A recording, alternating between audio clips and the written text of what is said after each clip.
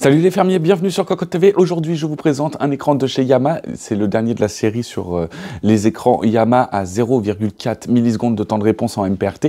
Donc du coup, on est sur le GB3467 WQSU, un écran portant une dalle VA de 34 pouces avec une définition UWQHD, c'est-à-dire 3440 par 1440 pixels et capable de monter jusqu'à 165 Hz avec une prise en charge de la AMD FreeSync.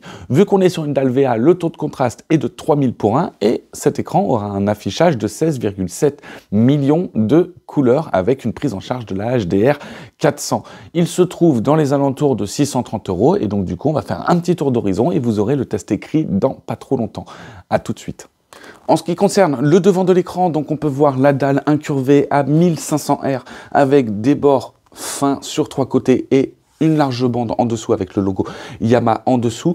La base en forme de V avec du plastique et doublée justement en métal pour une meilleure tenue. Et l'écran va être réglable en inclinaison, pas de rotation, en hauteur et aussi on va pouvoir le mettre en mode à 90 degrés. Sur le derrière, on est sur un look plutôt standard, plutôt bombé avec quelques mèches d'aération sur le dessus. On a aussi un logo Yamaha en gris et le logo G-Master en dessous. Les 4 vis pour la fixation VESA en 100%. Et ici, on a un joystick de navigation avec 4 boutons, avec la source, les 2 volumes et le bouton power. Pour le reste, c'est pour l'OSD. On a de ce côté-ci toute la connectique avec justement 2 HDMI, 2 DisplayPort, une prise casque et 4 prises USB. Et on a la colonne qui va reprendre les mêmes plastiques avec un orifice pour pouvoir faire le câble management. En ce qui concerne l'OSD, donc du coup on va voir les différents boutons, donc avec au premier clic les différentes sources, donc les 2 DisplayPort, l'HDMI et le mode automatique. On va aussi avoir 2 boutons pour le volume et un bouton pour le power. Donc le bouton volume, bah, voilà, on clique dessus et on a directement le volume sur l'écran, ce qui semble plutôt pratique quand on veut régler rapidement et qu'on n'a pas d'autres boutons que la souris. En ce qui concerne l'OSD en lui-même, donc on est toujours sur le même look avec Yamaha, du noir et du blanc, avec justement des raccourcis pour chacune des pages. Et donc du coup, on va pouvoir accéder très rapidement aux pages de cet OSD. OSD, donc avec le réglage de la lumière, le contraste, la luminosité, l'overdrive, le contraste avancé, l'économie, la réduction de lumière bleue. On a aussi les réglages des zones noires, le HBR et le gamma. On a donc du coup les sources avec le mode auto et les 2 DisplayPort et les 2 HDMI. On a le réglage de l'audio avec le volume et le mode muet. On a la sauvegarde des réglages avec 3 endroits pour pouvoir sauvegarder différents réglages. On a le mode couleur, donc avec le froid, normal, chaud. On a aussi le réglage sur 6 axes et bien sûr la teinte et la saturation. Et bien sûr, on va pouvoir régler ici le rouge, le vert et le bleu. On a aussi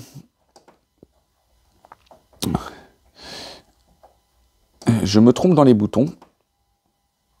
Donc on a aussi, après la couleur, on a du coup les réglages de l'image avec le style color, différents modes d'affichage préenregistrés dans l'OSD, la technologie X-Res, l'aigu ou le doux, l'optimisation du signal HDR, le mode affichage direct et le réglage du mode vidéo. On a aussi la langue, la configuration de l'OSD, donc avec sa position, son temps d'affichage, la désactivation du logo d'ouverture. On a aussi la désactivation de la LED, on a le FreeSync, la HDR, on a le DDCCI et bien sûr l'USB en mode veille. Bien sûr, on va pouvoir afficher les informations, 3440 en 165 Hz et enfin la réinitialisation. Et voilà en ce qui concerne la présentation de cet écran, le Yamaha GB3467 WQSU, écran qui se veut extrêmement réactif. Les 4 millisecondes, enfin 0,4 millisecondes de temps de réponse, c'est vraiment plutôt sympa. On a 0 ghosting, 0 blur. Le FreeSync fonctionne, le G-Sync compatible n'est pas pris en charge. Donc ça, c'est un petit peu dommage. Et on va pouvoir monter jusqu'à 165 Hz. Donc du coup, vraiment un écran plutôt agréable à jouer, mais aussi à travailler. Grâce à sa largeur, on va pouvoir faire du multi-fenêtre plutôt confortablement et donc du coup avoir un meilleur espace de travail et mieux travailler dessus. En ce qui concerne les RPG, c'est pareil. C'est plutôt sympa d'avoir une vision panoramique. En fait, le format 21/9 n'a que quelques défauts. C'est plutôt dans le développement des jeux où certains jeux ne sont pas encore pris en charge. Ça se fait de plus en plus rarement. Donc ce type d'écran est vraiment sympa et à ce tarif-là, on est vraiment sur un bon écran. On se retrouve pour une prochaine vidéo. À très bientôt.